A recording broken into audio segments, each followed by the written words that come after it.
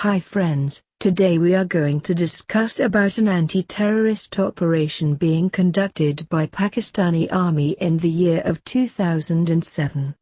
We remember it as Lal Masjid operation or Red Mosque operation. Lal Masjid was founded in 1980s by a firebrand jihad preacher Maulana Abdullah Ghazi, who had patronage of the then military dictator generals Zia-ul-Haq.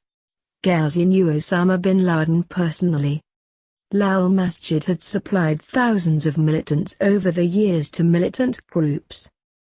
In 1998, Ghazi was assassinated just after he came back to Pakistan after meeting Osama in Afghanistan. After Ghazi's death, his elder son Maulana Abdullah Aziz became the chief cleric of the mosque and started preaching jihad. He was especially critical of Musharraf for his stance on the war on terror. Aziz's wife, Hussain, was equally fanatic and was in charge of girls' seminary within the mosque complex. The younger son, Abdul Rashid Ghazi, who managed the administration of the mosque, was initially reported to be moderate but became an extremist after meeting with Osama. The female madrasa students staged a sit-in at a children's public library protesting the government's plan of destroying several illegally built mosques in the city.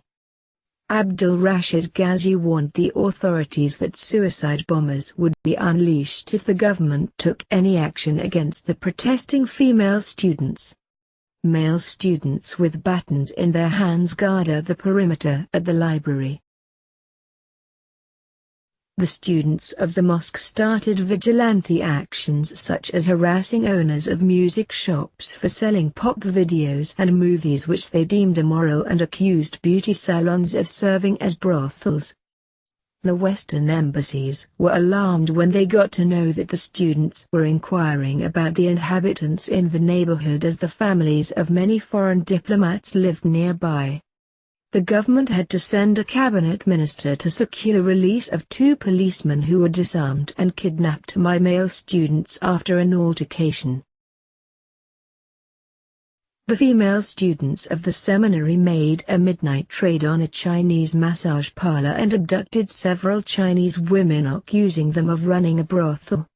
The women were released 24 hours later after the Chinese government had put pressure on General Musharraf.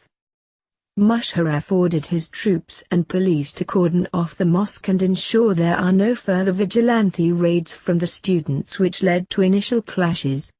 This was also the first time rocket launchers and assault rifles were seen with the male students. The students set ablaze a government building and torched cars in the parking lot. A ranger was killed in a struggle to seize his weapon. Parents from all across the country started coming to get their children out of the madrasa. More than 1,000 students left the madrasa, but at least 100 stayed back, which included women. A few days later, the chief imam, Abdulaziz, the elder of the brothers, was caught while he was leaving the compound posing as a woman. He was caught by the security forces.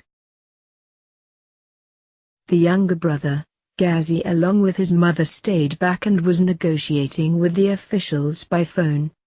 Musharraf sent his senior-most officials to negotiate an end to the standoff. The Pakistani government brought the highest religious cleric, Imam of Holy Mosque in Mecca, to request the protesters to stand down. Until the last day, ministers kept negotiating, talking through the night with Ghazi. He was even offered safe passage to his home village. On the 8th day, the negotiators gave up and a ferocious battle between Pakistan's SSG commandos and the militants began. At least 5 commandos were killed while they were being dropped off from their helicopters. The militants were firing from minarets of the mosque and the 75 rooms of the madrasa. They were using rocket launchers, assault rifles, grenades, while the suicide bombers were throwing themselves at the commandos. The operation lasted for 10 hours. Hussain, the elder brother's fanatic wife, was caught alive, but Ghazi, The younger brother along with his mother were killed in the operation. Over 100 people were killed in the operation, most of them militants, which included at least 11 foreign fighters.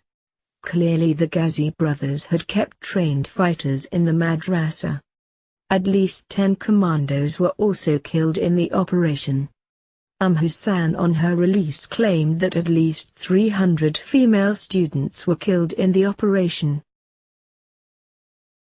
Osama and al-Zawahiri called for revenge against Pakistani security forces. Al-Zawahiri described Pakistan Army as crusaders hunting dogs.